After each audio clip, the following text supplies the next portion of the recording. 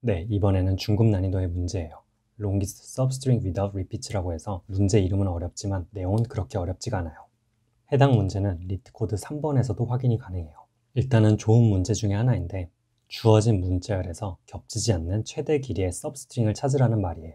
예를 들어서 첫 번째 문자열 같은 경우는 8개의 알파벳이 들어있기 때문에 32가지의 substring이 만들어질 수 있어요. A, B, C, AB, ABC 모두 주어진 문자열의 서브스트링들이에요. 이런 서브스트링들 중에서 가장 긴 서브스트링을 찾는 거예요. 그런데 반복이 되는 알파벳이 있으면 안 돼요. B, D, D 같은 경우는 D가 반복이 되기 때문에 서브스트링이 될 수 없어요. 또한 A, B, C, G, A 같은 경우에도 A가 반복이 됐기 때문에 서브스트링이 될 수가 없어요. 반복이 되는 알파벳 없이 가장 긴 서브스트링은 C, G, A, B, D가 될 거예요. 아래의 경우에도 마찬가지예요.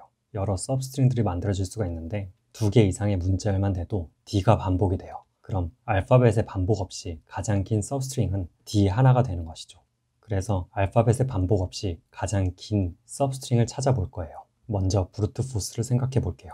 2개의 포인터를 잡아서 시작점과 끝점에 이중 포문을 만들 수 있어요. 그럼 모든 케이스에 대한 서브스트링이 만들어지고 포문 안에서 서브스트링의 길이와 반복을 체크하는 거예요. 그러면 총 n 곱하기 repeat 체크에 n번이 들어가기 때문에 5의 n 세제곱의 타임 컴플렉시티로 문제를 해결할 수가 있어요. 그럼 당연히 브루트 포스보다 나은 방법을 생각해야겠죠. 여러 생각을 하게 될 텐데 서브스트링을 뽑아내야 되기 때문에 2개의 포인터는 무조건 있어야 돼요.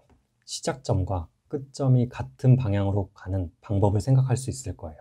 A와 A에서 시작을 해봐요. 주황색 포인터를 한 칸을 앞으로 옮겨봐요. 그럼 서브스트링이 A에서 B까지가 되겠죠. 한번 주황색 포인터를 계속 옮겨줘요. 그럼 서브스트링이 A, B, C가 돼요. G까지 올려줘요. 그러다가 주황색 포인터가 A가 됐을 때 이 공간에 A가 있다는 것을 알고 분홍색 포인터를 한 칸 옮겨주는 연산을 할 수 있겠죠. 그럼 이번에 서브스트링은 B에서 A까지 돼요. 다시 한번 주황색을 앞으로 옮겨줘 봐요. 이번에도 B가 겹치기 때문에 이렇게 만들어 볼 수가 있어요. 그럼 서브스트링이 이런 식으로 되겠죠? 다시 한번 주황색을 올려줘 봐요. 서브스트링이 늘어나요. 그냥 한번 시도해 봤는데 한쪽 끝에서 다른 쪽 방향으로 2개의 포인터를 진행하는 방식이 왠지 통할 것 같아요. 그럼 이번에는 조금 더 복잡한 케이스를 가지고 생각을 더 구체화시킬 수 있겠죠.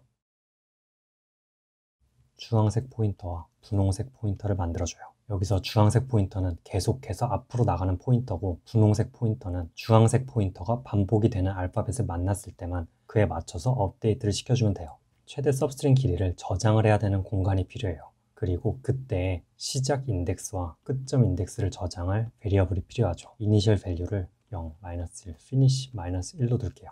그럼 시뮬레이션을 시작해 볼게요. 2개의 포인터는 전부 A를 가리키고 있어요. 맥스 랭스는 1이 되고 비긴 인덱스 0, 피니시 인덱스 0이 되는 거죠. 주황색 인덱스를 한 칸 업데이트 시켜줘요. 서브스트링의 길이는 A, B, 2가 되죠. 맥스 랭스를 업데이트를 시켜주면서 비긴 인덱스를 0, 피니시 인덱스를 1로 놔주는 것이 가능해요.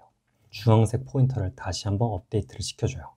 그런데 여기서 주황색 포인터가 새로운 알파벳을 봤을 때 이 알파벳이 중복이 됐는지 되지 않았는지를 알기 위한 저장 장치가 필요해요. 이는 해시맵으로도 구현을 할 수가 있는데 아직 우리는 해시맵을 배우지 않았기 때문에 알파벳 테이블로 대체를 할게요. 왼쪽이 알파벳 T가 되는 것이고 오른쪽이 그 알파벳이 차지하고 있는 인덱스를 가리키는 거예요. 이니셜 밸류로는 전부 -1을 넣어줄 수 있어요. 그럼 다시 시뮬레이션을 시작해 볼게요. 2포인터 전부 A를 가리켜요. 이 공간을 해당 인덱스가 들어있는 0으로 업데이트를 해줄 수 있죠. 주황색 포인트를 업데이트 시켜줄게요. 그래서 테이블을 보니까 알파벳 B는 -1, B는 우리가 처음 보는 값이라는 거죠.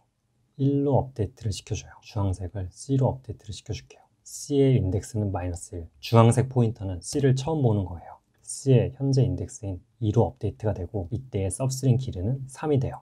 맥스 랭스 3, 피니시 인덱스 2로 업데이트를 할 수 있는 거죠.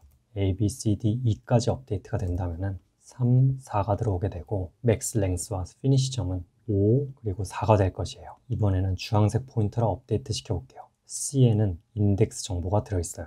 분홍색에서 주황색까지의 서브스트링은 6의 길이를 가지고 있는데 테이블 안에 C가 가리키고 있는 인덱스는 이 서브스트링 안에 들어있는 거죠. 그럼 분홍색 포인터가 해야 될 일은 C 인덱스의 정보를 받고 분홍색 포인터를 이쪽으로 옮겨줘요. 그럼 서브스트링은 DEC가 되는 것이고 테이블에 인덱스 정보를 5로 올려줄 수 있어요. 현재 서브스트링의 길이는 3으로서 맥스 랭스보다 작기 때문에 위의 정보는 업데이트를 시켜줄 필요가 없는 거죠. 그럼 계속해서 주황색 포인터를 한 칸 더 업데이트를 시켜줄게요. 이번에는 인덱스 A예요.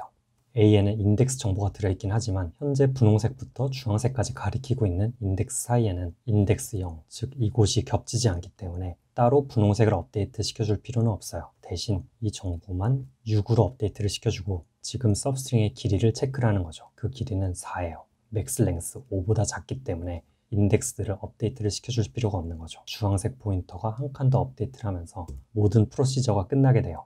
최종적으로 이 정보를 체크를 하면서 가장 긴 서브스트링은 5의 길이를 가지고 있고 그 인덱스는 0에서부터 4까지라는 것을 알 수 있는 거죠. 바로 타임 컴플렉시티를 계산할 수가 있는데 왼쪽 포인터를 잡고 오른쪽으로 진행을 하고 있기 때문에 이는 슬라이딩 윈도우로 볼 수가 있어요. ON의 타임 컴플렉시티를 갖는 거예요.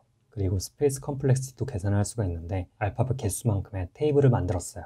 그런데 만약 우리가 해시맵을 사용할 수 있으면 주어진 알파벳의 개수만큼만 테이블을 만들면 돼요. OM으로 스페이스 컴플렉시티가 결정이 돼요. 그런데 어차피 알파벳은 최대 개수가 26개이기 때문에 최대 5의 26, 51이라고도 볼 수 있는 거죠. 그래서 중급 난이도의 이번 문제는 처음에 왼쪽 포인터를 잡아서 하나씩 늘려보면 어떨까 라는 생각에서 시작을 하면 돼요. 그리고 그 생각을 이번 영상에서 했던 것처럼 조금씩 구체화해 나가면서 이런 테이블이 필요할 것이다 라는 생각, 이러한 베리어블들이 필요할 거다 라는 생각, 언제 분홍색 업데이트를 시켜줄 것인지, 테이블 업데이트를 언제 시켜줄 것인지 그 조건들을 하나하나씩 구체화시켜 나간다면 큰 어려움 없이 문제를 풀 수 있을 거예요. 그럼 약간의 응용이 있었던 이번 문제 여기서 마무리하고 바로 다음 문제 풀어볼게요.